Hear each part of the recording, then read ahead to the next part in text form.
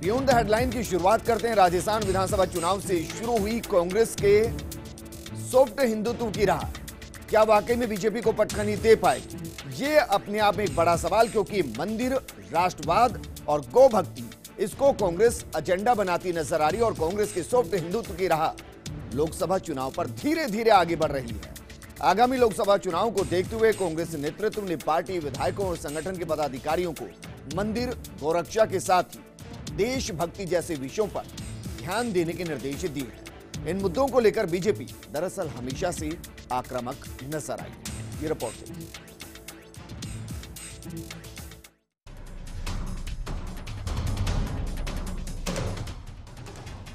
गुजरात और कर्नाटक के साथ ही राजस्थान विधानसभा चुनाव में कांग्रेस पार्टी राहुल गांधी के टेंपल रन के बाद अब लोकसभा चुनाव को देखते हुए कांग्रेस ने अपने जनप्रतिनिधियों और संगठन के पदाधिकारियों को सॉफ्ट हिंदुत्व के रास्ते पर चलने की हिदायत दी है। कांग्रेस नेतृत्व का मानना है कि पिछले कुछ समय से अपनाई गई सॉफ्ट हिंदुत्व की नीति से कांग्रेस को राजनीतिक लाभ मिला है। मंदिर, राष्ट्रवाद और गौ रक्षा जैसे मुद्दे अब तक भाजपा के माने जाते थे, लेकिन अब लोकसभा चुनाव से पहले कांग्रेस में भी इन मुद्दों को हथियाने की होड़ साफ दिखाई दे रही है। सॉफ्ट हिंदुत्व की नीति के तहत अशोक गहलोत सरकार अब प्रदेश के प्राचीन धार्मिक स्थलों के जीर्णोद्धार का काम हाथ में ले रही है।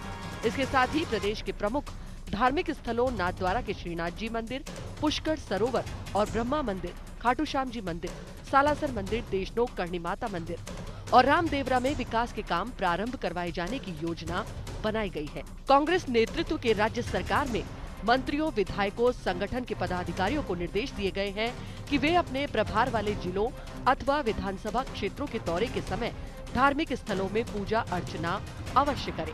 मंत्रियों, विधायकों और संगठन के पदाधिकारियों से मंदिर में दर्शन करने के साथ ही क्षेत्र के लोगों के साथ बैठक करने के लिए भी कहा गया है। गौपालन निदेशालय द्वारा एक पत्र जिला कलेक्टर्स को जारी किया गया है कि अब निराश्रित गाय को गोद लेने वालों को गणतंत्र दिवस और स्वाधीनता दिवस पर सम्मानित किया जाएगा।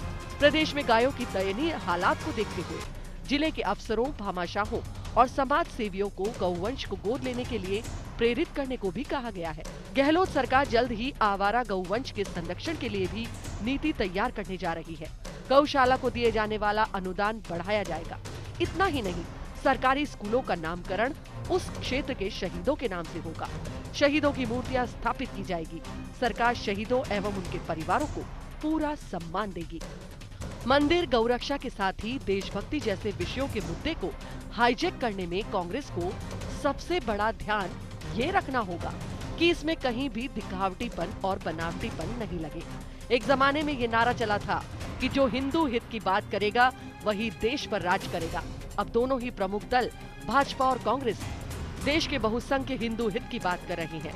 ऐसे में 2019 में चुनावी ऊंट किस करवट बैठेगा, ये देखना वाकई दिलचस्प होगा। Bureau report, first India news.